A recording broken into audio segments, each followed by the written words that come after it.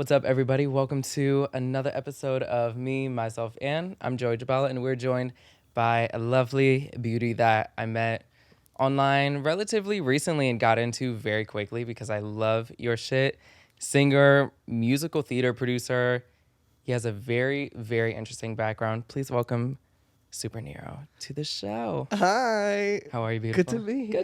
Good to meet you. Even though we've been kikiing and caring for a good half hour now, but you have such a great energy, and welcome to the show. Welcome to the people. Thank you, baby. Thank you. Let them get to meet you now. Yeah, thank you for giving me the opportunity to, I don't know, just hang here with you, and we'll see, where that takes. I was telling you earlier, but I don't mind to say this to your viewers too, that this is my first interview, as a music artist. So I don't know. First, what's the sentence? You have people that do the first time they get Debut. No, that they're lucky. You can cut this one. A lack of first timers. I have it in Hebrew, but the fuck. Milestone, maybe. Let's say it's a milestone. This is a milestone. Every day is a milestone, especially in this lifetime we're living in. But today for you specifically is a milestone. That is.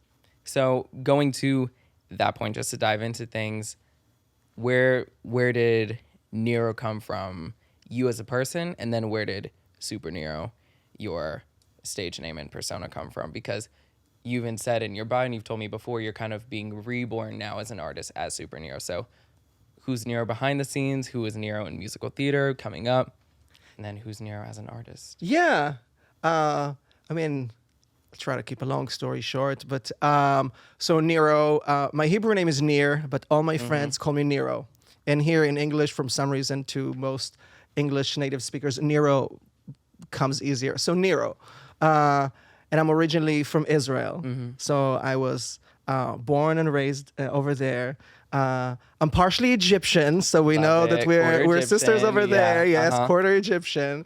And that's it. I was born there, grew up there, to a family full of pilots. I was just telling you that both my brothers are pilots, and my sister was this officer in the Air Force, and my dad, and then my mom, and my grandfather. So very military vibe family. But I always loved singing and dancing and putting on, my mom's shoes, or so not a pilot, but always had this always had the passion for singing and performing and dancing, and I did the whole community theater here, whatever kids do, until I actually worked professionally in Israel both on stage and TV. There was even a moment of being a top finalist of a reality TV show in Israel. Yes, it was the British. That was the other one. You've done multiple. We're talking about Greece. You're the one that I won. Yes. Yeah. And then I started also writing some original music with friends, mentors. And then after the service in the military, in some time of being a professional entertainer in Israel, it felt natural to move to New York. I always, I came here for vacations, and I saw my first Broadway show was Wicked, and I won the lottery, and I sat in the first row in the middle. Aww. Yeah, and I was 19, and I just remember the energy of everything, the costume, the music.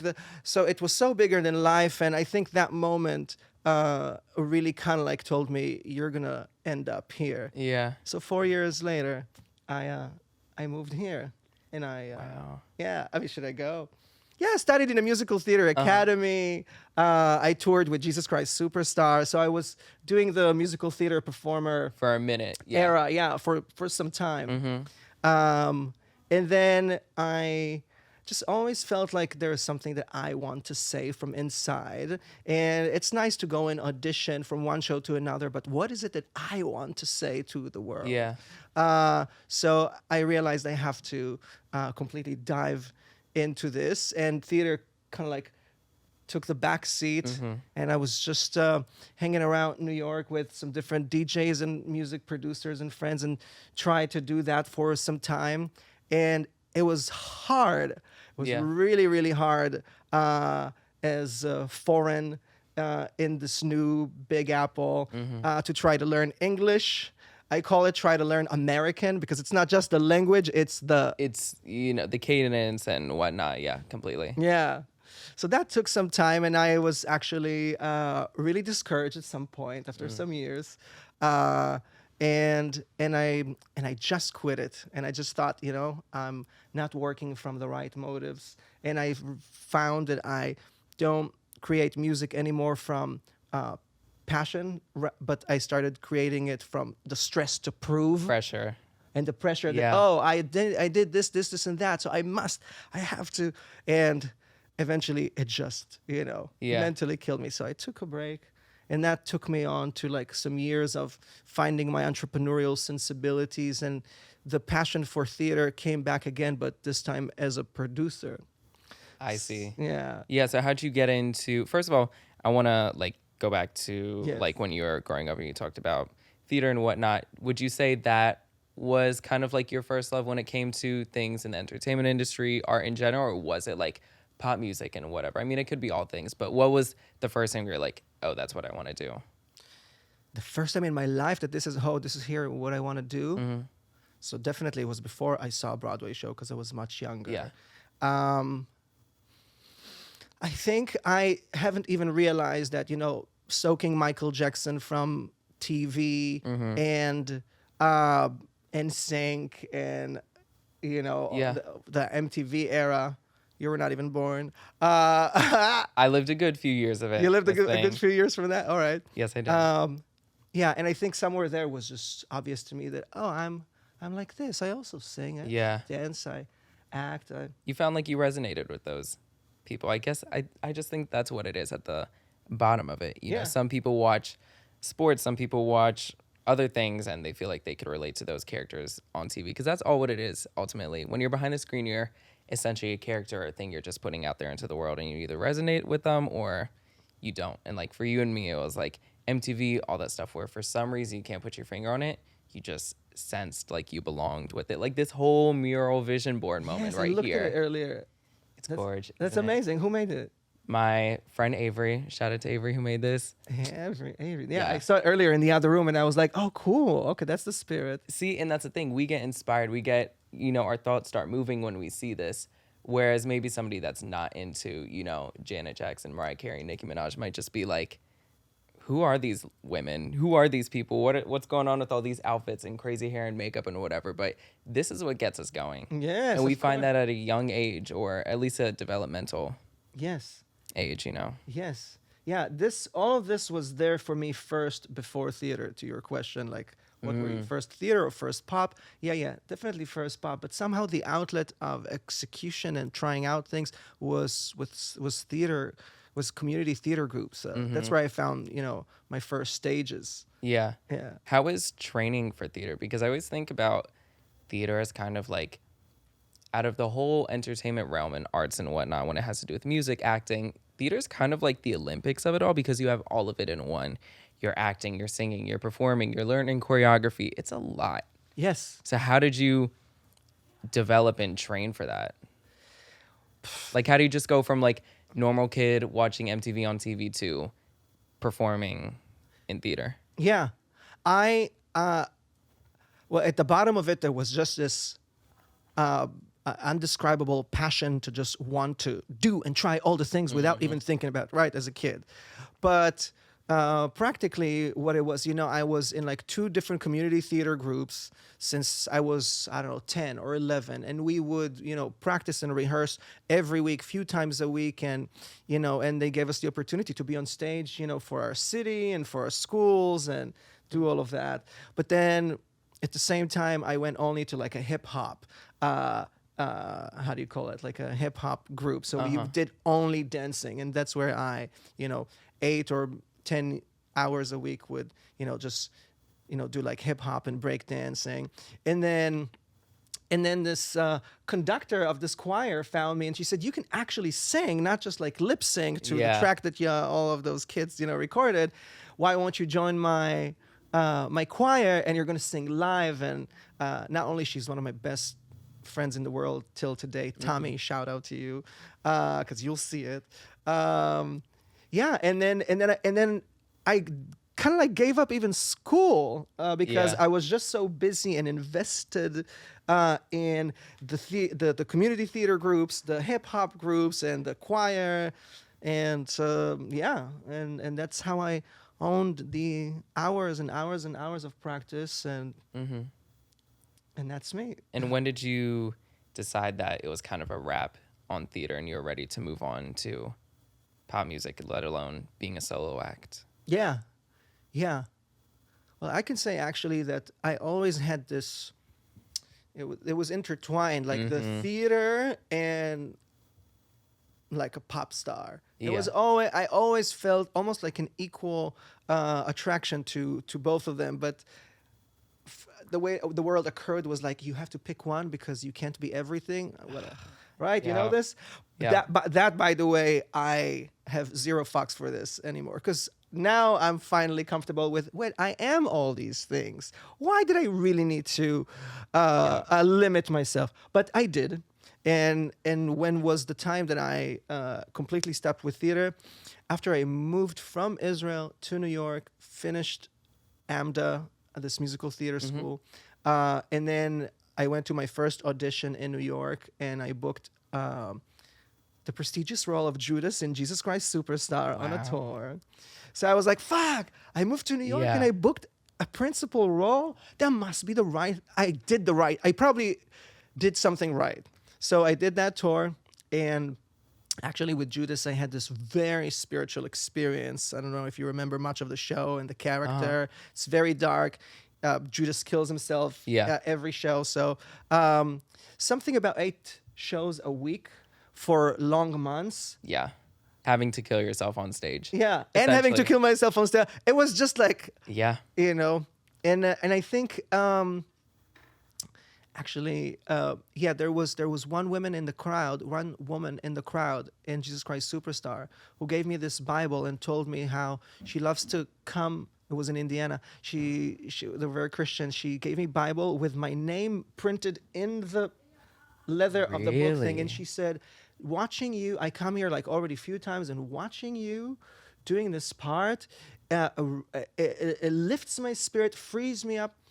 And so we had this conversation. I sent her one of like my demo songs called "Keep Going Forward," and she messaged me back with this text, and she just had this enlightening moment of she's now going to divorce her husband and start a new life because of Wow. this "Keep Going Forward" girl song. And you know what? That was the moment that I felt I was on a stage, and then someone heard my song with my lyrics, and it made a difference for them. I think I might have a greater gift to give. And Yeah. at that moment, I just never went into any theater audition anymore. And Wow. I stopped this tour, and I just invested my entire self into, doing pop music and being that pop artist. That I wanted to Yeah. be. Because it could kind of be, I mean, I could assume it could be very easy to kind of drown yourself into those characters and get wrapped up and lost in them. And then you're just like, well, what do I want to say? What's even my story? What do I want my audience or my fan base or the people that come to see my shows to think of me when they leave? Yeah. Because all they think about is the character essentially. Or just, how you perform the role. It's everything that you're contributing to something else or someone else. Yes. Yes. Or a hypothetical character in a show, not really something that's of you, whereas you got to share your story and share with somebody intimately and personally, and then they're inspired by it, Yes. Yes. I know exactly what you mean. Yeah, I think for me it felt that getting into a character and delivering what I have to the character, it seemed, I guess, I don't know, easy, or I had enough of it, or Yeah.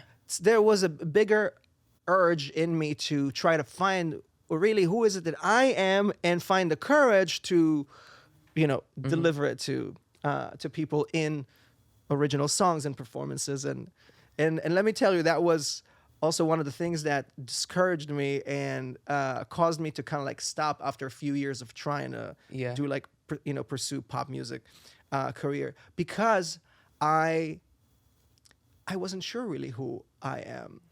Yes. I had a whole identity issues. and How old were crisis. you at the time? Yes, I was. you don't mind me asking. Yeah, of course. I was 24. Yep. What? Ding, ding, ding. Yeah, I'm 25. Yeah. Yeah. And why? What do you feel? What identity? Oh, no, you crisis? continue. I'll definitely go on to my whole quarter life crisis moment. Okay. But you were saying, I mean, listen. I mean, I can gosh and say so many things about it, but you know, it was a combination of pressure for myself, finding myself, and I think there's a big queen and queer in me that wanted to come out. It wasn't just coming out of the closet sexually. Yeah. That was fine, and we passed that. But there's something about being a man, you know, from the country I come from. yeah. That is not usually the makeup and all of this. And I think for the longest time, I subconsciously battled with, can I be on heels on stage? Can I really do this? Can my family really see me this way? Thank you. That's what it comes down to. Yeah, no, the Exact. family, It's baby. the family. The family. Like everyone's like, oh, like you just have to go out there and like not give a fuck about what anyone thinks. It's like I don't give a flying fuck what anybody thinks, but I do. I don't want to say like you give a fuck about what your family thinks, but it's you're born into that pressure. Yeah. You know what I mean? You're born into that cultural pressure that's been curated before you're even born. Yep. And then you pop out and then you have to live with it. And then you have to somehow roam around the world and make your own choices with their pressure still lingering on you. Yes. Especially when you come from a certain cultural background that isn't too approving Yeah. of those choices that you make. Yes. Yes. Thank you for just saying exactly my words. Yeah. Yeah. Oh, absolutely. Absolutely. I am literally sitting here with you right now is therapy for this. Yeah. Yeah. Oh, yeah. Oh, yeah. Oh, yeah. Oh, yeah. No, totally. And my family, they're amazing, amazing people. They're so loving. They have done nothing wrong, but it was so rooted, you know, in the culture, and it's fine, you know, I can't complain all it, you know, there were no gay marriage before. Now there is. So there is a progression. Okay, Yeah. but these are slow processes. And so Yeah. a part of this slow processes, a kid is born in Israel, thinks, oh, I can't wear this, and that. You know, I had someone in the family, you know, giving me a look for wearing something that was girly, and I just think this tablecloth is it's moving so nice. It could be my dress. And I realized very early on in my life that you're not supposed to do it. Something is wrong about it. And those things, those moments, stay with you. They stay with you. Yes, you can overcome. Yes, you can go to therapy. You can go to coaching groups. You can do Vipassana. You can do all this. But it's so deeply wired in you.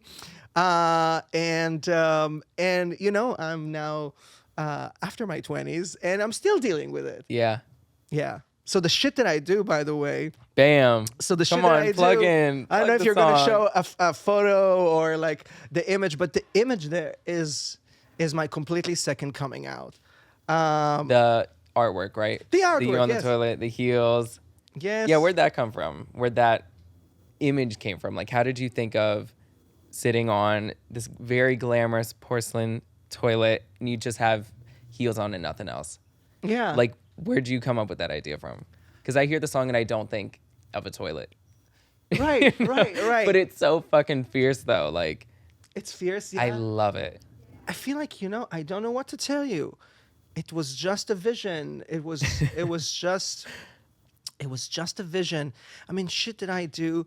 I feel like, I don't know, now I'm embracing this entire accept your sexuality, accept your gender, or all of this thing in a with some more humor than before. Yes. And something about that mental state brought me, I guess, to think about this toilet. I don't know. I hope you're gonna show it. I love it. images. Yes, I will. Okay. I definitely will. I love that point that you made, though, because I think embracing yourself and, you know, stuff like that I talked about before with Ahmad, like, it's just not that deep. And it's so much more fun, freeing, and easier to kind of poke at them with humor. Wait. You know what I mean? Explain me again.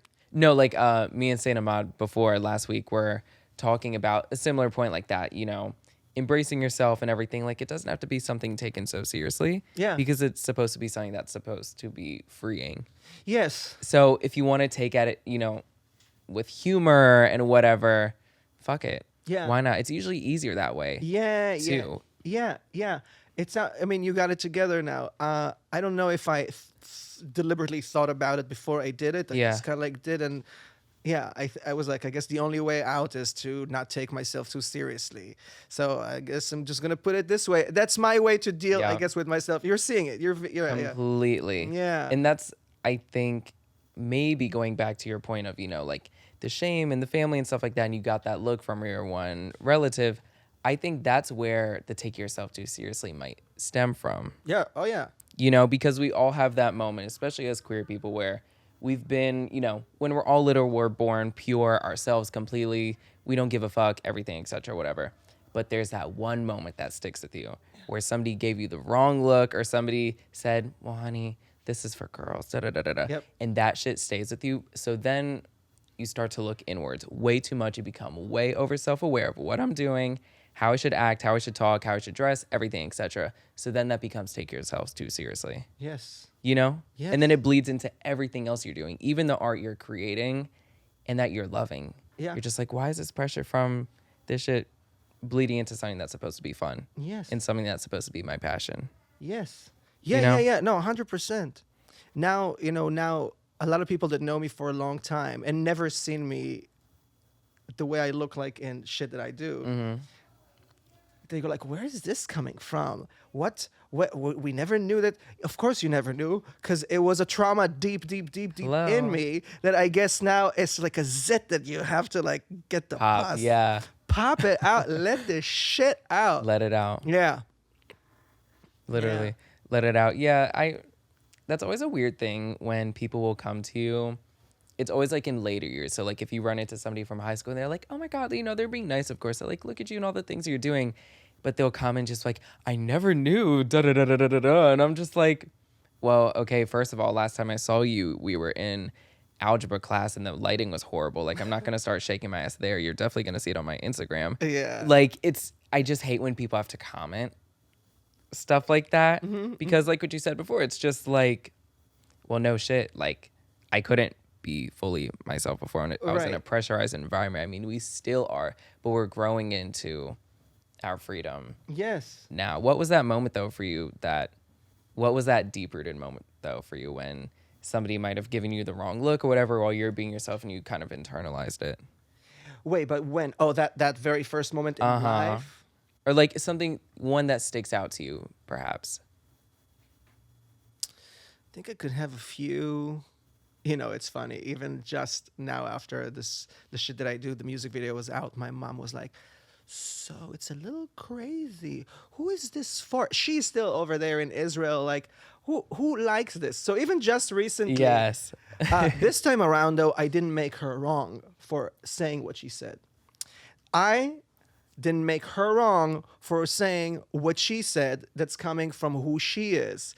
Earlier in life, I didn't have this ability to not make wrong. Earlier, it's just like ow, it hurts, and you try to protect yourself. So it's either you're like, don't talk to me anymore, or you attack them back. There is no, actually, I'm inviting you more to look in. And the early, I think the very first thing that happened to me in my life that I think, something is wrong here, is I think it was one of those moments that I was trying to wear. I took some piece of fabric, and I was putting it on myself. It was definitely, something girly that I did. Tata's headscarf or something. Going around, and I see, I think, my dad walking home. I'm talking to you. I'm not even 4. Even 4. And God bless my dad. God bless you, Dad. Wonderful, incredible person. But I guess he, was a macho man who grew up in Israel that thought, "Ooh, this is maybe not good for my kid to embrace on that behavior because he won't be able to survive the world that I know through this." So I don't think he said anything. I think it was just enough to have a look that knows that this is wrong. And I'm telling you, I can't believe I'm even in a microphone right now with cameras telling you this story. It's one of the deepest demons and moments in my life. God bless my dad. But yeah, that was one of those moments. And it's still, and I'm 30 years after, and in a way, it still runs my life. Yeah. So, but now I no longer make my dad wrong for this. I cannot, I understand that they come from the past that they had with whatever they saw, and they were just trying to protect me. So Yeah. they did what they did. It took me some years to understand that, okay, this is who they are. Now, if I want to completely be who the fuck I am, I need to also embrace their world and not to make them Exactly. wrong for not understanding it. So now I'm like, yes, mom, there is an audience for this. Yeah. And it's, you have no idea how many reactions I get. It has 26,000, streams on this. Yes. I guess some eyeballs love it. And I just spoke with her now before I came in the bathroom, and I'm with the makeup, and now I have no problem to answer her with the makeup, with my boots, love with it. some chest. Yeah, not to make them wrong is a big deal of our healing. To find a place to stop making them wrong for what we always called their mistakes. Sure, it's their mistakes, but that's the best that they were able to, get to.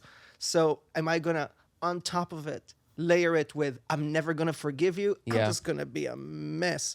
So now it's all about, this is who I am, and I love you for not understanding it before. I'm not gonna continue to push Exactly. you away. And it's hard. Completely. And And it's that's hard to hard. tell the difference when they just don't know any better, or when somebody's being, straightforward homophobic or queerphobic. Sometimes the lines kind of blur a little bit, and you're just like, I don't know if I should completely shun this person or sit down and educate them. Yes. You know? Yep. So I relate to that Of course. completely. How was coming out for you then? And when did you come out? Back then, my coming out was a version of smooth, actually. Okay. Yeah, I'm lucky. I'm kind of lucky there. And by now, sexuality is such a journey. Yeah. I mean, I consider myself sexually liberated. Mm-hmm. I had girlfriends. I had a girlfriend for 5 years, for 2.5 years. There were girls there. I guess I was raised, this is what you do. Yeah. You see your big brothers, they have a girlfriend. Now you have a girlfriend too. But I love them. I really do, until today. Girls they're Girls on the are menu. great. They're on the menu. They're on the menu. Everything Right. is on the fucking menu. Everything is on the menu. I'm sorry. No, That you're was just right. Too much. Everything is on the fucking menu. Everything is on the menu. I may pick some options a little bit more than others on the menu. Right. I might just have a favorite dish of mine, Yes, that's right. but it's still on the menu. Yes. Yeah, so with all of them on the menu, still, I knew that I'm not very honest with myself, and there's attraction to guys, but I'm not really communicating this to the family and the world. And again, it's always going back to the family, because who we really give fucks to at the end of the day, it's family. It's always going back to Yep. family and parents.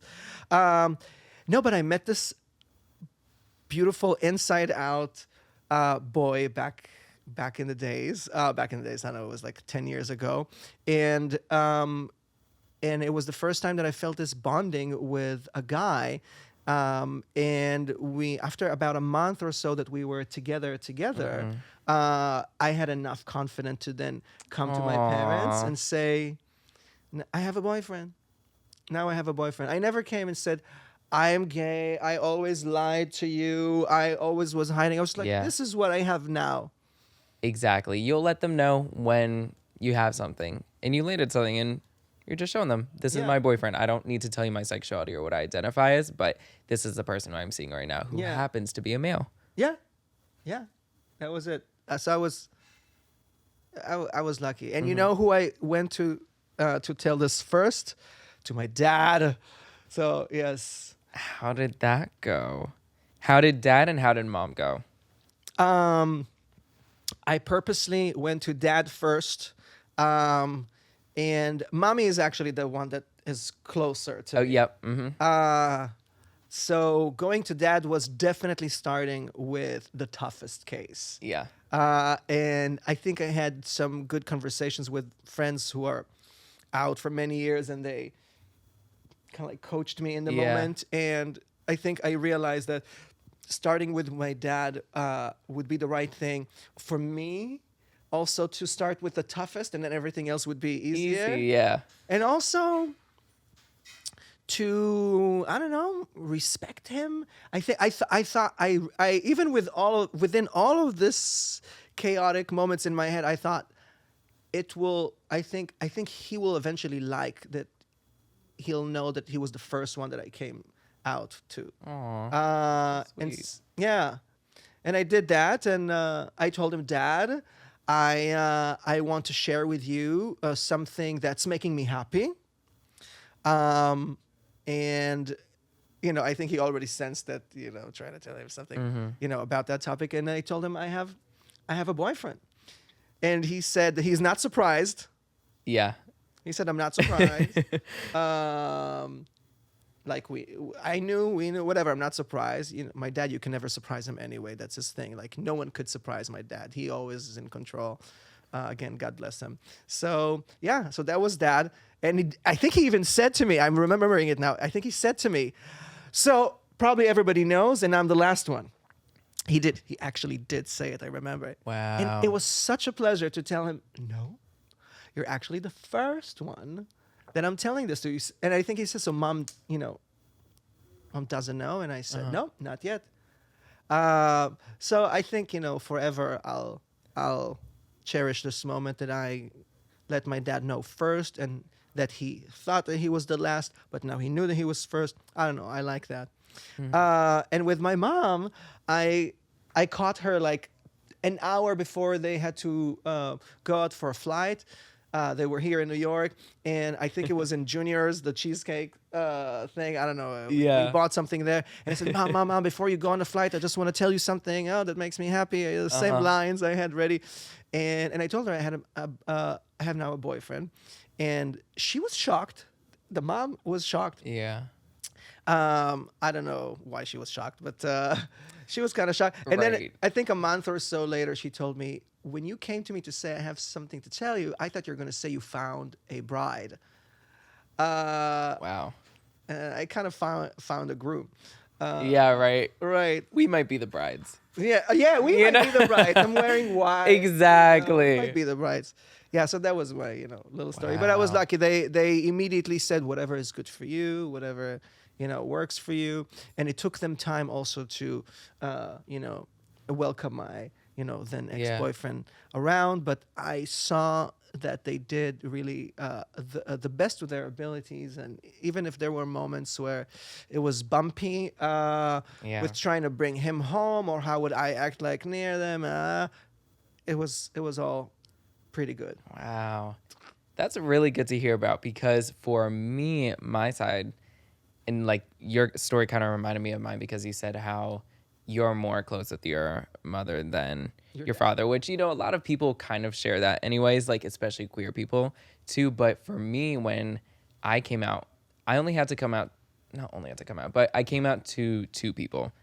My best friend, who is gay, my best friend, he was gonna come out the same day as me, but I ended up getting to it first. But I came out to him, and then I came out to my mother. And my mom is my best friend. We're all great now. Everything's good. But she took it so hard. Like, so hard. My dad, I'm close with him. That's my dad. I love him. But, like, you talk, like this and that. Whereas, like, with your mother, you could sit, you could geek, you have a conversation, I go out with my mom. I hang out with her like she's my friend. Today? Yeah. Okay. And also back then? Completely. Like, she's always been my best friend. Like, I was like her baby, all that stuff. But when I came out, she took it so hard. Like, so hard. Like, fully boo-hooing the moment I, told her all this stuff like that. Boo-hooed for another 2 weeks and everything. But now she's cool with the gay thing. Okay. Like, she's cool with it. Whereas, like, when I started dabbling in drag or whatever, that's when she was like, the gay thing I could deal with, but the drag is just too much. Why? It's, they ask her just like, are you doing this for anyone? Like, why are you dressing like a girl? It's like all these questions that I don't even think about. Yeah. And most people don't think about in general. Right. Yes. And yeah, it's just very interesting the way it works Yes. in our culture.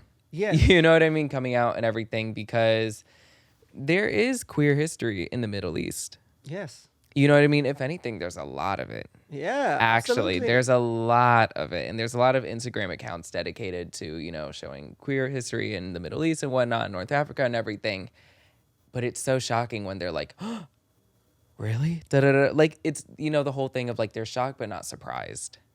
They're And it's- shocked but not surprised. Okay. Yeah, and Yes. it's and you know you even mentioned it, you said your mother too was like kind of taken back a bit. Yeah. But she also was like, okay, well, kind of expected it in a way, and I'm like, I never understand why the mothers say that. I'm like, I'm not saying they made us gay, but you know, we do all the girly things with them, all that. My mom would clip my nails, everything. I would help her wrap her hair at night as well as my tata, everything. Yeah. So then when you come out to them, it's like, why are you surprised? Yeah. You know what I mean? Yeah. Yeah. They, you know, there's also their world and what's going on in Yep. their mind, and they have their protection mechanisms. Yep. And they sometimes choose to see only what they want to see and not to see what they subconsciously don't want to see. That's a very good point. And I haven't even thought about that. Like that last point, the whole thing of like they're choosing what they want to see and acknowledge. I fully haven't thought about that till you just said it. That's a very good point. Cute. That is a very good point because you know I've recently grown to understanding, you know, like I'm not going to be mad anymore. I don't hold any bitter feelings because we're all good now, first of all. And two, it's like it doesn't do any good in your heart when you hold on to just fucking evil tension, Yeah. bad feelings towards somebody you love and towards somebody that has given you life essentially. Yes. But that's a very good point. Yeah, and you know, a lot of people, they it's easy to get caught in anger and resentment. It's just it's easy. It's definitely not the easy thing to choose the possibility of love with Yeah. your mom, although she drives you insane. I don't know, I'm just saying. Yeah. Like it's not easy. Yeah, which, you know, even for other people in other cases, like there might be some people where you can, I'm not saying you can look back on them in anger, but maybe you should stay away from them because there are certain people out there in certain situations where maybe they've been like threatened physically or whatever, verbally abused by family Yes. members for their queerness. Those people, yeah, go ahead. Never talk to them. You don't need to educate them. Move on. You know what I mean? That's a boundary that's healthy to keep. Yeah. You know, whereas things that are workable and fixable over time, like, you know, your parents and my relationship with my parents, like, that applies perfectly. Yeah.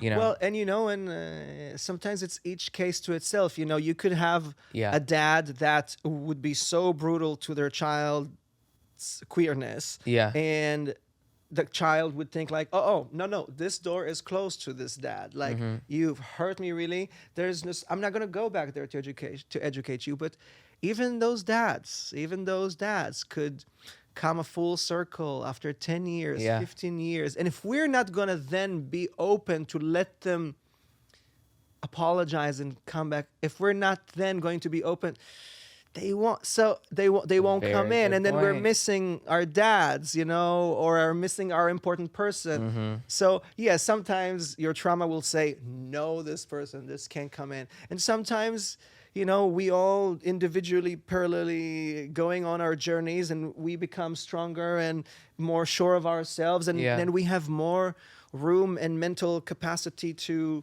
include also the ones that were stupid and dumb with us. Yeah. But we're stronger now. So guess what? I am going to initiate forgiving you and giving you the option to be welcomed back in my life if you wanted, only because now I am not going to get hurt because I Yeah. already grew up and I You're know not who I am. dependent on them. And you're not dependent. You know? Yes. That's the thing. Like for me, my cousin, very homophobic, very queerphobic, still to this day. Yeah, like he sent me like death threats and shit like that. Yeah, like he found my Instagram and he would send me like death threats and whatever, but it would just be a lot of him projecting like his anger from his failed relationships, marriages, etc. And you know, in the moment, like I took it defensively and I would like, he would like cuss me out via text message or whatever. So, you know, like me, I would like read him back over text and be like, da-da-da-da, and like, fuck your marriages and this and this, that you're hating over me and my homosexual lifestyle, etc. Da-da-da, all this stuff like that. But now I still don't talk to him, and I haven't talked to him. The last time I talked to him, he was sending me death threats. But like to your point, I've grown enough where I'm just kind of like, if you want to act that way, feel free. Yeah. Feel free. Yeah. Because it's just doing more harm to yourself than than to anyone else. Yeah, exactly. I'm doing. How old is he?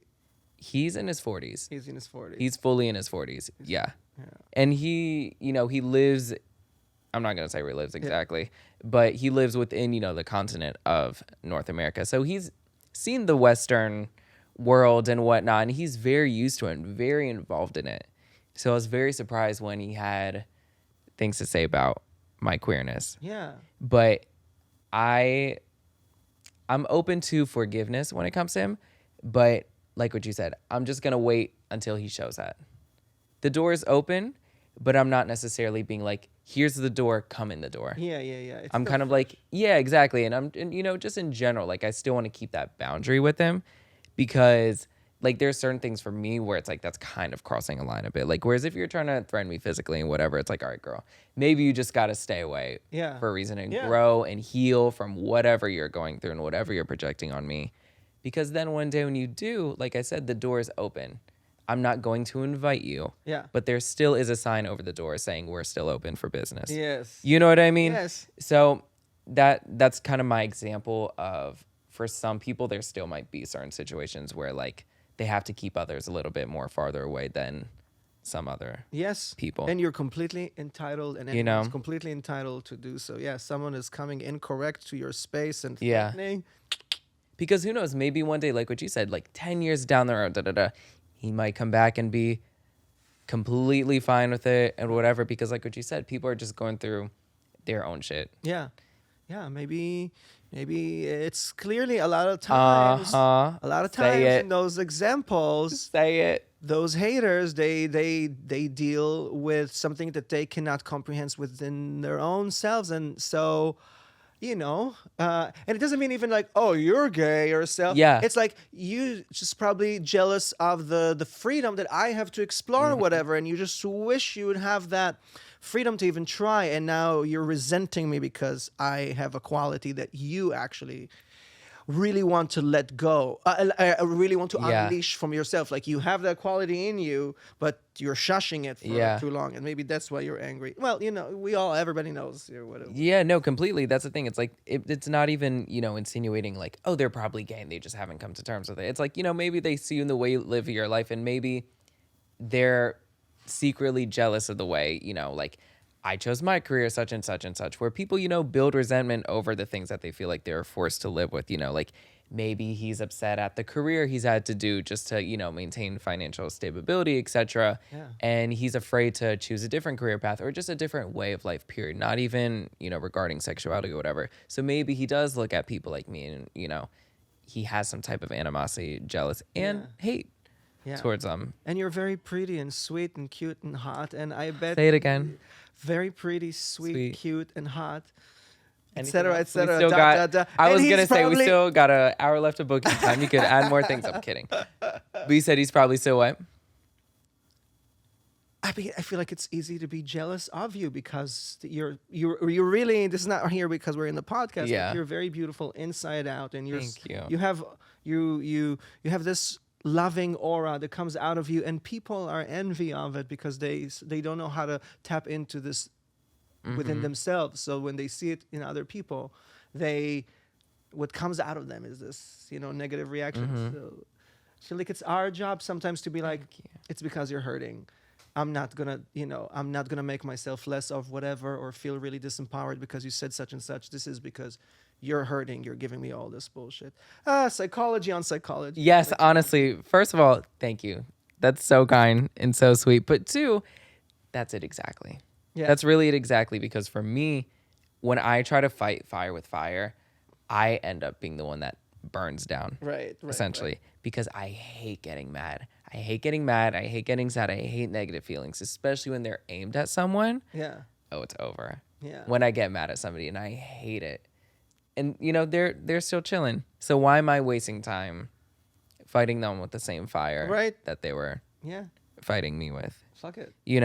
And you kind of, talked about it and you were complimenting me, which is very sweet. And you're talking about, like, embracing yourself and whatnot. Your music is very about embracing yourself, sexuality. We mentioned sexual liberation. How did you come into that? Because we're talking about pressures that queer people go through mentally with their families.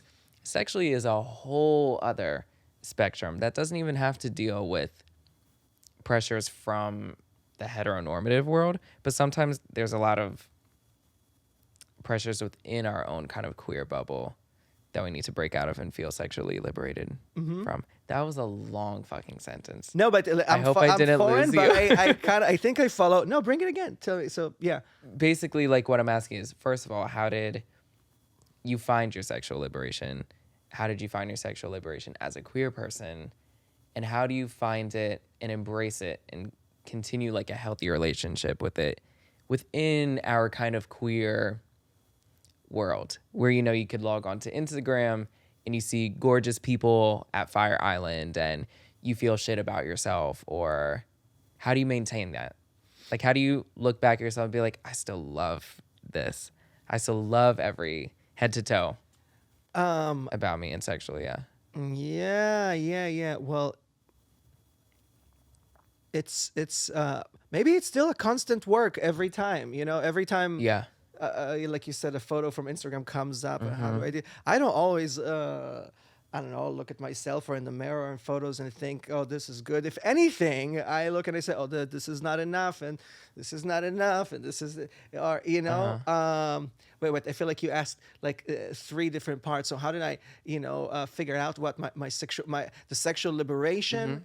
I think, you know, this is a long process. It's not something that I suddenly one day had like a haha moment. You know, it was after I realized that I was attracted to women. Like I am, like, so first I was with women. It's everything I knew. I couldn't really tap too much into like my psychology, because I was just too young to even understand, you know, like life. It was just like women. That's what it is. It gets hard. It goes in. Boom. Okay. Yes. So, and then after some years of, you know, not having sex with women, I actually realized, oh no, I actually enjoyed it. Being away from women and being away from having sex with women, not with women in general, but being away from having sex with women and doing it with men, after some time with men, actually caused me to understand that I was actually attracted to women. And, you know, and then something about this incredible city we live in, you know, and seeing, you know, people that I'm not sure it's a they, it's a she, it's a he, whatever you want to make it. People. And, you know, the more, you know, I consumed this information and data, and I saw live example of people that live their best lives and they make successful careers because of their colors. Yes, completely. It was just inspiring. So I feel like all these years of looking back into like having sex with girls and then with guys and seeing that, you know, people could be fluid, I feel like all of this together just mold into this sexual liberation. And like we said earlier, everything is on the menu. Everything is on the menu. Yes. Everything is just on the menu. And with queer, Jesus, I don't know. I'm not sure how to answer this in a way that will be productive for your podcast, because it's just like, girl, just this so many podcast is not productive. It does not need to be that. You go on. Okay, cool. I don't know. With queerness, you know, it's interesting. Like I did have some. Oh my God, where am I going with this? I love it. Oh yes. If you're comfortable with it, go there. I mean, yes, I definitely have had sexual experiences with trans, both men and females, trans men and women, and I really enjoyed myself there too. So I don't know. That's where I felt like there are no rules, and I could be, you know, wearing my whatever. Everything that looks butch, or I'm with my straight brothers. I don't try to put anything on and turn around, you know, for like or like this beautiful tall whatever on heels. Because you were saying queer, you know, it's funny. Like, and recently, you know, few men asked me if I could fuck them with the heels from Really? with the thigh high boots. Yeah. From the shit that I do. From the shit that I do, yeah. Men that know me and saw me, you know, suddenly saw me always a certain way, and then saw me in the video looking nothing like how they know me to be. You know, yeah. And then the text I would get would be like, could you do me on those heels? Really? Oh yeah. Like you fuck them. Yeah, while wearing heels.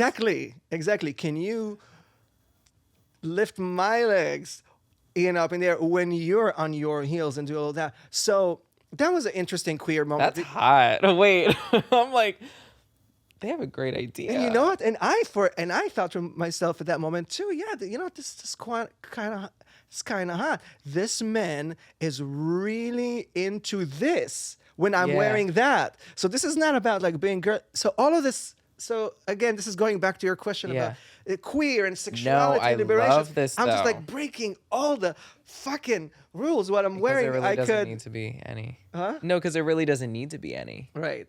Doesn't need to be. They're attracted to your confidence. Maybe that's what it I is. I guess. genuinely think that's what it is.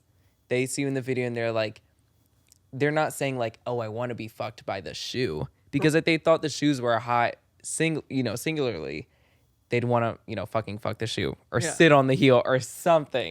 But I mean, people probably do that. Yeah. But, which we don't shame. But they probably see you embracing it. Whether it just be the cover, a still image, or just you in the video moving around on the toilet when it's rotating. Like, they're probably so inspired by that and probably turned on by it because they're like, look at this person just sit and own this. And that's really sexy to people. Confidence. That's what people always say. Yeah. You always, gain the most, not like attention, but, people approach you in clubs and stuff like that when you go and you feel confident about yourself. Yeah. So perhaps that was Maybe the case that's what here. it was. Did you end up fucking them in the heels? Not yet. Not yet. Not yet. Yeah. Okay. They've been out of town. So the appointment is pending. Appointment is pending. I love it. It's a lot to walk around with the boots, Very let me good put them point. down. But I did mention to them that I feel like I'm gonna have a better grip of the floor and with the angle because of how the the elevation platform, of the yeah. heel. And so if I bend now, I have just like a much, better. I love it. Wait, demonstrate right here. No, I mean, 1, 2. Can you hear me? Uh-huh. She's a professional. Uh-huh. No, I mean just when you have a little heel, It brings you up. it brings Yeah. you up. So now when you need to, how do you call it? Like fuck? Like thrust? No. How do you call this exercise when you Squat. do that? Squat. So now when you need to squat a little bit but still have control of Oh, going forward, yeah. so the heel is giving you support. So So it's a lot of doggy. Oh my God. Yes. No, I love this. We started somewhere polite and now I was just giving this demonstration. Blah, blah, blah. No rules. No. So that just means you'd be doing a lot of doggy then. Or I guess like sitting too. Doesn't have to be just doggy. I was going to say, like, you could probably have them ride. Like, you'd be in the heels too, but like, how high do the heels go up? Ooh. Yeah. So like real thigh high heels. Yeah, real thigh high heels. Ooh, Yeah. So you could ride, or well, the person could ride you. And then essentially they're like riding the tops. Okay. Yeah, that's a good image. Yes.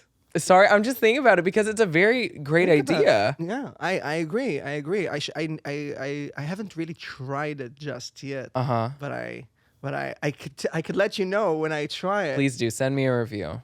I'll send you a review. I thought you were asking to send me the video, and then I was like, "What?" I mean, send. And only If you are open to it, I would like to see it. Yeah, if it'll be successful, I'll We'll bring the whole film crew. Yes, we'll do a second interview. We'll do a part 2 of Yes. what happened with I'll the be shit there that you did outside. on the heels. Yeah, what was the shit you did in heels?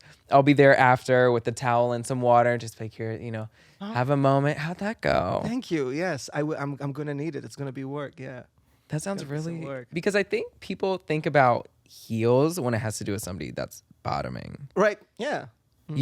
Like somebody like in like latex or like garters and lace and whatnot and heels on top of it. Yeah. I think the common thought is like, okay, like he's probably being fucked, but being fucked by someone wearing heels. Yeah. Exactly. It's like it. It's a little bit the opposite, right? Yeah. Yeah.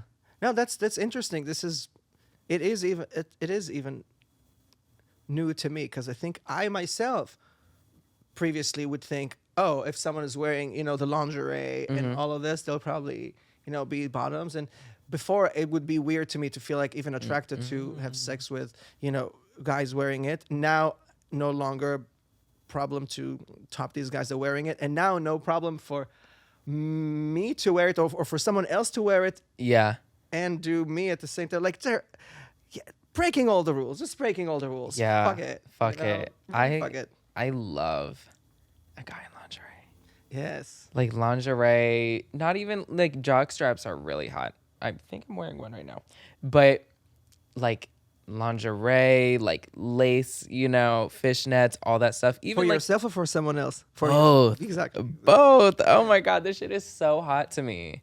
Mm-hmm. And I'm not cool with the idea that it just has to be the bottom. Granted, if I'm taking it in that very on moment, I would love to put on and I look amazing Yeah. in it. But shit, these tights run a little big. Why don't you take some for yourself too? Like, Right. share it. It's hot. Yeah, I think so too. It's really hot, especially now there's a lot of like, up and coming designers on Instagram that make a lot of like kind of sexual gear and stuff like that. I mean, like you could still wear them out in the streets if styled right and everything, but they make a lot of kink gear and everything that's really fucking hot. Yes, it's true. It's really Right. hot. Like I'm seeing it all leather. over Instagram. I need to own some of those too. Yeah, sheer thing. Yes. The chest is open. It's all like That brand's Leak. Yep. Shout out to Leak. They have all those kind of like torn up like bodysuits and everything. Yes. Those are so hot. Even Yes. when going to the club, but let alone wearing them when I'm feeling fucked.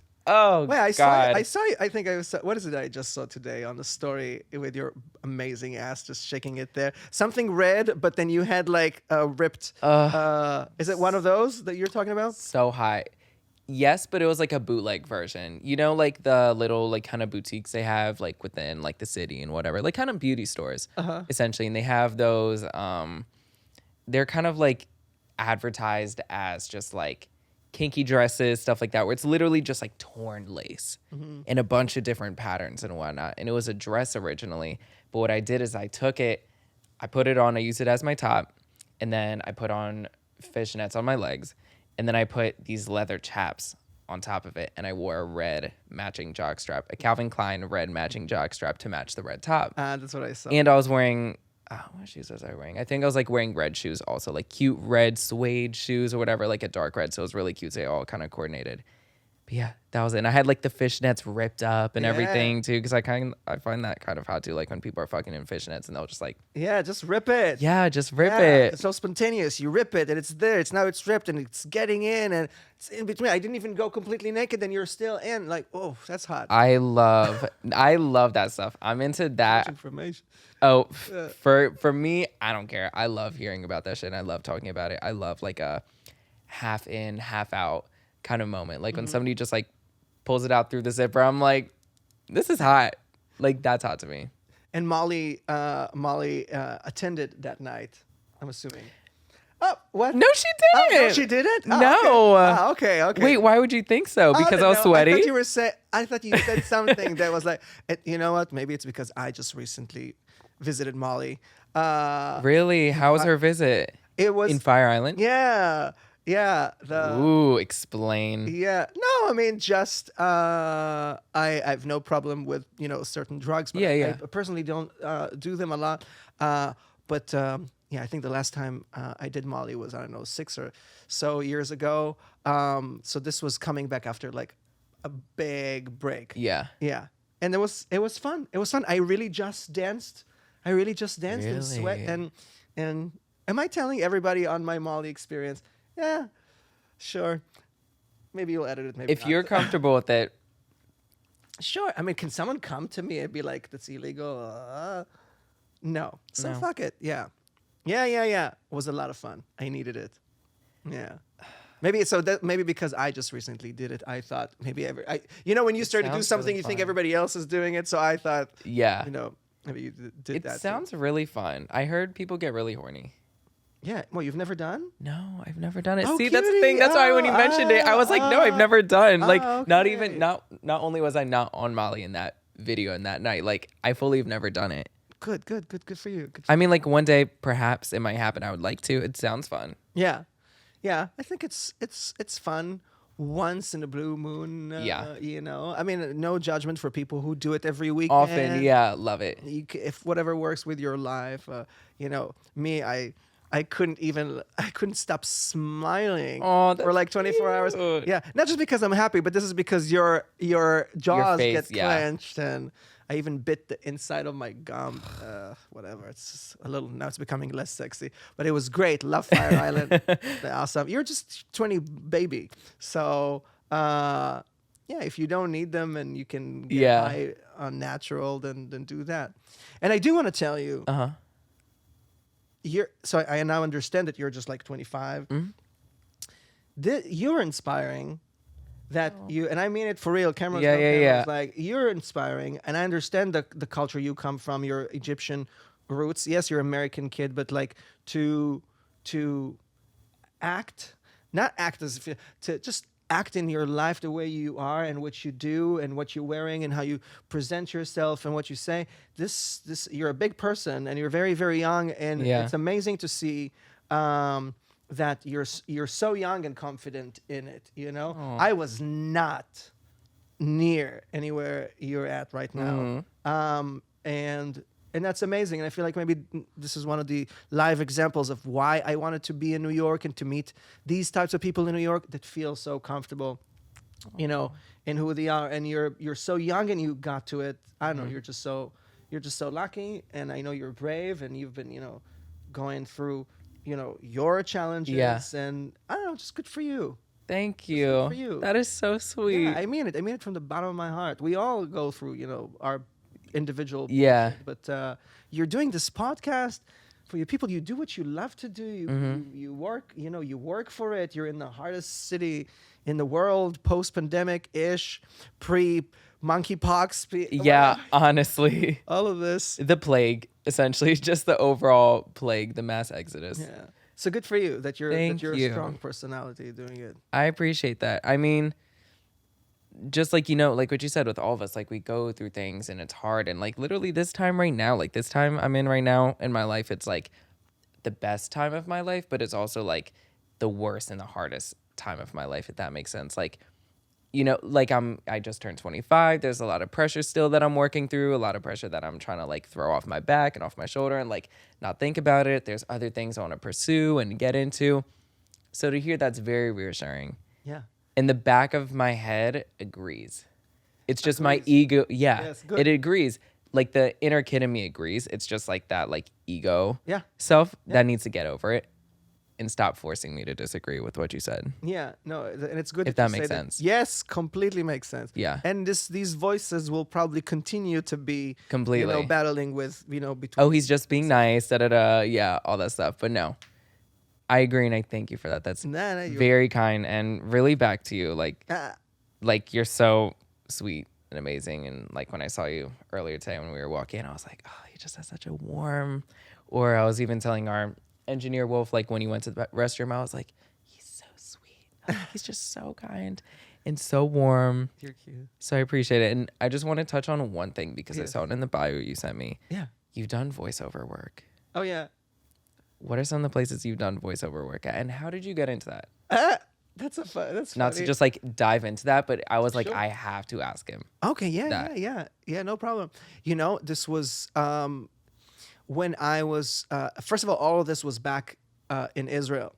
So the voiceovers for the shows I did where all were in Hebrew. So you know, we would get Digimon and Pokemon and Beyblades and Winx Club and all those shows. This is from what I remember. So they imported to Israel, and we had, you know, they had to produce the Hebrew voiceover for it. So I was 13, and I was in one of those, community theater groups, and one of our managing something opened this, you know, whatever. He called me for an audition. So I was 13 when I started doing that, and that's it until I was, I don't know, like 22. And then, you know, I grew, you know, my voice was not a voice of a child anymore. So there was like, okay, you'll be good for other parts. But then I already left Israel. So it was Pokemon and Digimon and Beyblades. And I saw SpongeBob. SpongeBob too, yes. SpongeBob That's too. insane. What character did you do? There was even Harry Potter, the third movie. Was there a third movie? Yeah, I think there's a whole bunch. Yeah. Like I didn't used to watch these shows, but I would act. Really? Yeah. And it was cool. It was actually really cool. While my friends went to work in McDonald's or some, you know, whatever, he called me for an audition. So I was 13, and I was, I don't know, like 22. And then, you know, I grew, you know, my voice was not a voice of a child anymore. So there was like, okay, you'll be good for other parts. But then I already left Israel. So it was, shop or something small, I would get, my $100 per hour as a kid because you do voiceover for something. So it empowered me as a kid. I was like, I'm working professionally and I'm 14. And, you see, you go to your friend's place and the show plays, and then at the scroll, the name, The credits, yeah. the credits at the bottom, you see, your friend's name. Wow. Who did you do voiceover work for in SpongeBob? Like, do you remember the character?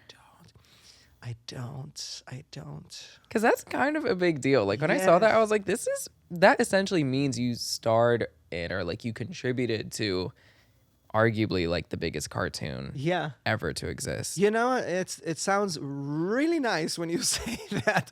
It never occurred to me like this way. Yeah. It wasn't SpongeBob. It wasn't like the main character. Yeah. We were few actors doing few different characters around it. And the way it worked is, we came to the studio, there's like time, and you get a text, and next to each replica, like each, like by your text, there's a time code, so that and then you look at the screen and you see the visuals, and you hear the English in one ear, and you hear yourself from the microphone in Hebrew in the other ear, and you have the text, and you know that in 3 seconds this paragraph is about to start, and you see the timeline runs on the TV, and you hear, and you just try to start the sentence while you look at the cartoon moving its mouth, and you read and do all this together. So and then we jump. Okay, next page 30 something. So I don't really know what's happening. I'm just like running lines, and sometimes the director, would say, here he's actually laughing because of what happened earlier that you don't know, but it's okay. You don't need to know. We're here on time. Just say the lines and go home. So I never really knew what's happening in the show, who is with who, but I did that and it worked. That is so fascinating. Yes, is it? And they probably do it that way. You have the show playing and whatnot to kind of give you a second to feel it out how you're supposed to sound when going into it. Yeah. Because when they show, like behind the scenes for making, a bunch of other animated and cartoon movies, they'll usually show like the actor, the voiceover character going into the studio and just like reading lines. So I always thought, for voiceovering work and looping, it was essentially the same thing. Like they just go in a studio and just read line for line in a certain voice. That's very interesting. Yeah, something like that. That is such a fun fact. Yeah, it's a fun fact. If you tell people that at parties here in New York, you're gonna get laid even more than you probably already do. Really? Yes. How come I haven't done it? Do it. Now I'll do it. Whenever like you're at a party and you're handing somebody their drink that you made for them or something, and you guys are getting to know each other. And you go like, I did SpongeBob in Israel in 20, whatever. Yeah. Yeah, you wait for it to come to you. Like everyone in the circle will be passing a blunt, talking about like their own stories or just like fun facts, and just be like, well, like when I was in Israel as a young professional actor at the age of 14, I essentially starred in SpongeBob, but in Israel. Hey, you will shut the party down. Okay, wow. Yeah. Okay. At least to me, like I find that so fascinating. I'm gonna try it. Like I find that fascinating. I'm not even like the biggest like SpongeBob stan like there is. I mean, like shout out to him, but like right. I'm not a child, but like isn't he gay? I think so. Didn't he like come out? I felt like that was like they had a whole like Twitter thing. Like he came out on Twitter. Maybe, yeah, or something like that. There. I feel like someone is supposed to. Everybody's talking about it that he's gay underneath it all. Mm-hmm. And I think he actually did like a thing for Pride like last year or whatever. Like he came out, or it was something very subtle. Okay. Yeah, it was like rainbow affiliated somehow. Like there was a rainbow thrown in there somewhere, and everyone was like, "Oh my God, SpongeBob came out." Yeah, fucking it up and everything. And I just want to go from one gay icon SpongeBob to another. Yes. Which is you and Saint Ahmad. Yes. And you guys collab together. Yes. On shit that I do. Yeah. I talked about it with him last week. I just wanted to know, how'd you guys get together, and what made you look at Ahmad and be like, I need him on my song? Yes. Well, Saint Ahmad love is amazing. I mean, he's amazing. He's one of his songs is called Beast. Yes. And to me, I cannot just say, he's a beast. he's just a real beast. You know, he's Yeah. so he's got this ambition, and he's a force. And then to top it with, you know, his talent for, you know, writing lyrics and performing and then dancing, and, you know, his looks and everything. I mean, yes, Ahmad, Saint Ahmad love is Ahmad. amazing. You know, where we met about 2 years ago, completely randomly on the street, in the first summer of the pandemic. So, you know, the world is chaotic, and Yeah. but at least it's not cold anymore. So people are Going out, to the but parks. still. Yeah. And then it was in Chelsea. Oh my God, you want that story? Actually, it's cute. It's cute. It's good that it'll be documented somewhere. He was crossing the road. I was crossing. I was supposed to go south. He was supposed to go north. And then our heads are just like, you know, I don't know, something like That's this. so sweet. And he was wearing his glasses. I was wearing mine. And I just thought, and I continued to look back. And he continued to walk. And I stayed on the pavement, and I looked, and I continued to look back, and he is walking and not turning around. And he gets to almost the next block. I was in 25th. He already get to 26. And then when he had to wait for the light to cross the road, he's turning. And I held my Aw. look the whole time, because I had this spiritual something that told me he's going to turn around. Wow. And I just had to. So he turns around, and we're far, but I'm seeing him. So I go like, yo, bitch. Like, Yeah. Come over here. and then he's like, oh, sorry. And then he's like, okay. So he's walking, and we introduce, you know, ourselves to each other.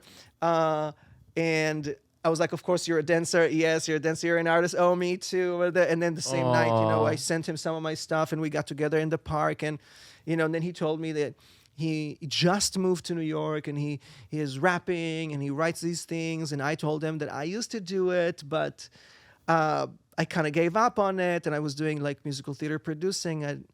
But you're just very talented. And then seeing really his very young and fresh passion to wanting to become this thing started to spark more in me. Yeah. And I then was for the first time really, really depressed. So I was still dealing with, you know, with a version of depression, and hanging out with him, and was just so full of joy. And I found so much joy in this young guy Yeah. who likes similar things to what I like, or I think I used to like. Maybe I still like them. I don't know. Let's just write something. And then, you know, it was some months later.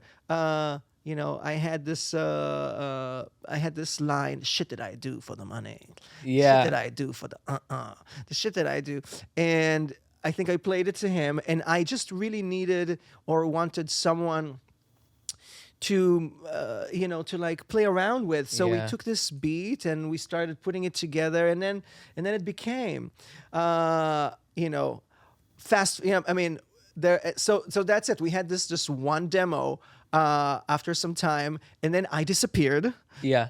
to Florida for long months, while Saint Ahmad, you know, started owning his craft and Right. putting more and more shit out, and gaining, you know, his momentum. And I, once in a blue moon, would be like, I'm seeing your shit from Florida, and this is amazing. I'm just so happy. And he's like, yo, what's up with the shit that I do? Are we doing it or not? And I'm like, I still don't know. It takes me time. It really, mentally, I was not like doing what I am doing now. So I'm saying all of this not to just blah blah for a long time, but just to really acknowledge that this connection with Saint Ahmad randomly on the street that meant to led be. into let's just enjoy making some song together turned into it lit a fire under my Yeah, tush completely. again. Yeah. And he's been encouraging, tough and hard on me. Yeah. But all with like these good intentions of like, yo boy, wake up. You like, leave the depression, whatever aside, do this. It's great. And one thing led to another, and you know, and you put another stone and another stone. One brick, Yeah, after yeah. another brick after another brick. And I took my friends and we put together, we finished this song, which the person that produced the beat to it is one of my best friends, Amir Schoenfeld. And with Ahmad, I finished that, and another friend from Florida, helped with lyrics, and so we were like 4 people, doing this song, and suddenly it sounded good, and then it was like, okay, well, if it's good, what are we gonna do with it? Right. And then I had this idea for a music video, and another good friend came in, a cinematographer, and another friend director, and we put this, video together. And now I am launched again to the world, as a music artist. And I am saying this That's so now to beautiful, myself yeah. to create it. I'm still having hard time believing that being an artist is cool and it's okay, and if it's manly. So now I am, I don't know, just generally in a much better place after I put all my shit out there. Yeah, completely. And it just shows that you and Ahmad's interaction on the street was meant to be. Yeah, meant to be. Yeah. Like, of course, like you would have came back upon yourself, but sometimes you do need, I don't even want to say that other person, but just that other soul to connect with you. Yes. And just be like, you could do this. I see it in you. Yeah. Yeah. And Ahmad was that for you. Yeah. And now you have the shit that I do. Yes. Out now, everywhere. That's Videos right. out as well. Stream it, Yes. please, because it's beautiful. And then show us what's the kind of shit that you would do in the comments. Yeah, that's gonna be the next TikTok challenge. Oh, With the sound, and yeah. then let's see what's the shit that other people would do? See, I was gonna ask you, what's the shit that you would do? What's the shit that I would do? Yeah. Wow. Well, the whole point of the song is I let people make up whatever they want to make up for me. Tell me, leave in the comments, tell me in the comments what kind of shit you would want me to do. Or You're a professional. The way you just deviated and like flipped the question around to not answer it. This is a professional right here. Tell me. I could tell you a quick little thingy. Go for it. Really, it started when I was, for the first time in my life, depressed. Didn't even know how to digest that I'm depressed. So we're talking some months during 2020, and I had barely money to my name. Yeah. And I found myself selling my used underwear online. Really? Yes, and it went well. So, and it saved me in a time where I was really low. So now I'm very proud of it. That's so beautiful. And that's how it started. Yeah. Honestly, that's really beautiful. Oh my God. I can't believe I just told you that. I love it. Because we all have shit that we would do, or we've all done some crazy shit for money or, some type of gain. Of course, we're not saying like selling our souls over and things that are detrimental. Right. But you know what I mean? If you want a nude for $50, sure. Here, take a whole pic. Yeah, you want me to leave some pubes in the underwear? It's $50 more. Yeah, would you have like certain rates and anything? Like if they were stained or if they were used or if there are certain liquids in them? How would that go? Yeah. Did you have like a whole menu of like what kind of used underwear from Niro would you like? Yes, I did. Really? Yes. Yeah, my face was not out there. Of course, yeah. My face was not out there, but everything else was pretty much there. And depend, on the person and what they want. I had like different underwears that I, offered. If you want my used Calvin Klein that I wore for 4 workouts this week, now you can charge a little more for this. If you want something clean that I was just wearing it for this premiere of this, I don't know. Like, apparently, this is also when I realized people on the internet, what's going on? People on the internet, you would just buy it for $100. Okay, great. Yeah, buying, I don't know, like I'm here for the business, but I don't know if I would put my money and buy that. I think all that shit's hot. Like how we're talking about underwear and everything and stuff like that. A nice pair of underwear that has a little bit of smell to it. Not a stench. Yeah, a scent. Right. Scent is the word. Yeah, a little bit of scent to it. I'm into that. But yeah, you think about it and you're like, wow, there's people that are like, yes, here's $100. Please ship this to me in fucking Sri Lanka. Yeah. I need these underwear right now. Yeah. Wow. People that have the passion for it, and I guess they have the money for it. They don't mind it.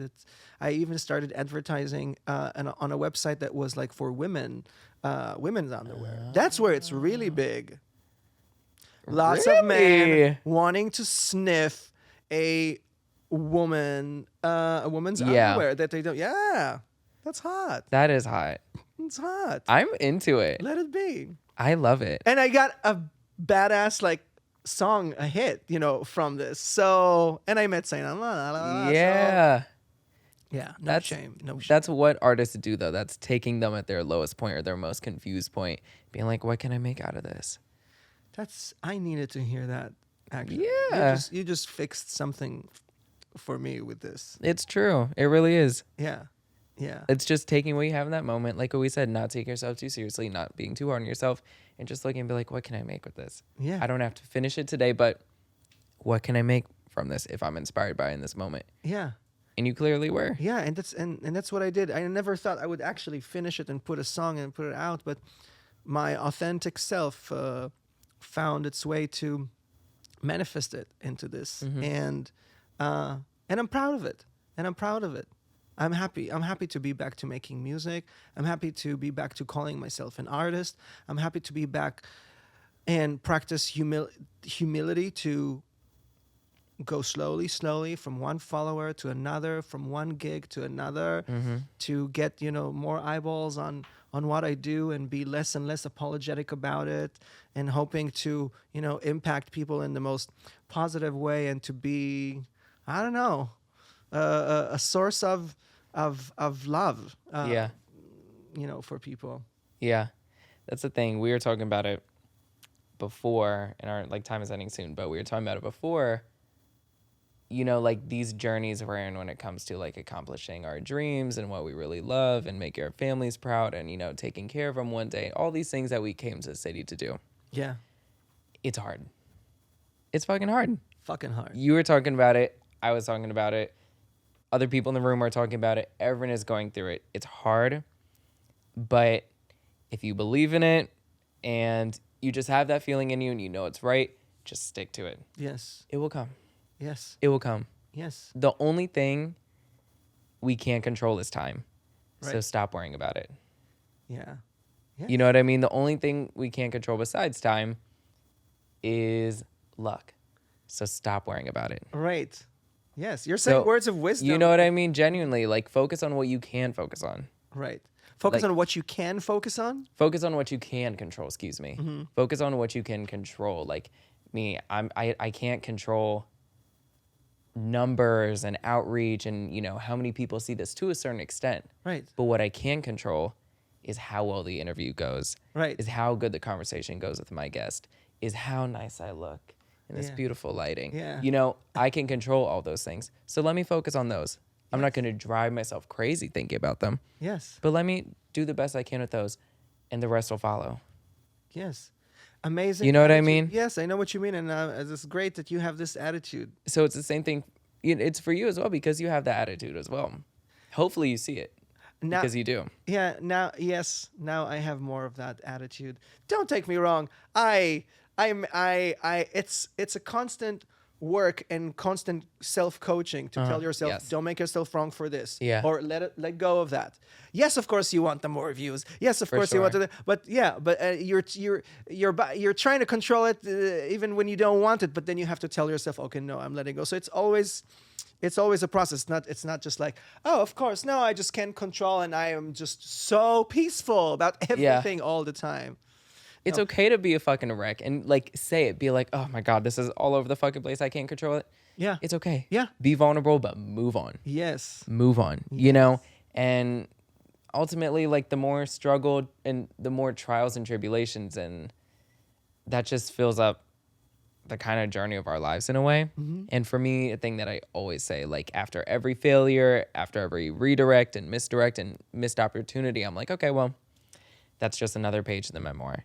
It's another page in the memoir, and it's another scene in my biopic. Yes. That's what I have said religiously since high school. That's good for you.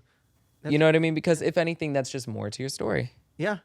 And when I have my memoir out and when I have my biopic out, it has to be entertaining. And a documentary about me won't be entertaining unless there's some drama and juice and struggle and some tears and dirt. and dirt, and we need those box office numbers. Yes, so we do. If there's shit that I'm gonna go through right now, it's the shit that I do. So exactly. Boom. Plug in the single as well. You're so sweet. You are too. Yo. I want you to let everyone know where they can find you when it comes to performances, social media, music coming up soon, because you are working on an EP at the moment. Yes. Correct? Yes, absolutely. Let everyone know where they could stay up to date. Yes, that. of I'm course. going to do my best to push you out there as well so people could see Thank you. your art, your talent, and your beauty. Thank you, baby. Yes, I'm SuperNiRO, and you can find me on all the social media platforms as one SuperNiRO on Instagram and on TikTok and on YouTube. And just stay tuned. We will announce performances, hopefully in the continuation of this summer, on Fire Island in the city. Yeah, I mean, really, that's it, and Spotify, wherever, an artist like me would hang. Soon on Twitter and OnlyFans and all of Are those. you still selling underwear? No. Okay, so that's closed. Right, so that's closed. Yeah. That's closed. But But I'm open to take special requests. love it. Stream, yeah. Get that close angle. Yes. Right. Stream the single. Show us that you stream the single, and then maybe you could fulfill a special request for it. Yes, exactly. Stream a single and share the music video. Share the music video. And then you can message me. So, Sweetheart. there you have it. Expect more music, amazing content from SuperNiRO, and maybe even used underwear in your mailbox. But hey. Sure. But I just want to thank everyone for tuning in, and thank you for coming, for real. It's been a long week, all this stuff like that. And I was coming, I was like, yes, I'm so excited to see Niro and meet him. But I was like, man, I'm tired. But you just fueled me for the rest of the day. I feel so good, and I'm so thankful, genuinely, for you coming down here. Thank you for giving me this opportunity. Yes. Of course. First interview as a music artist was check mark. Awesome. Loving it. Thank you. It's always here. You're a bliss. The more you release everything, this is always here for you. So thank you, honey. we'll see you soon, and we'll see you all soon. You could tune in next Friday for another episode of Me, Myself, and you could follow me, Joey Jabala, on Instagram at badbussy with 3 Ds in the middle, because yeah, that's how I like it. Yeah. So I love it. That's we'll great. see y'all next week. Thanks for tuning in.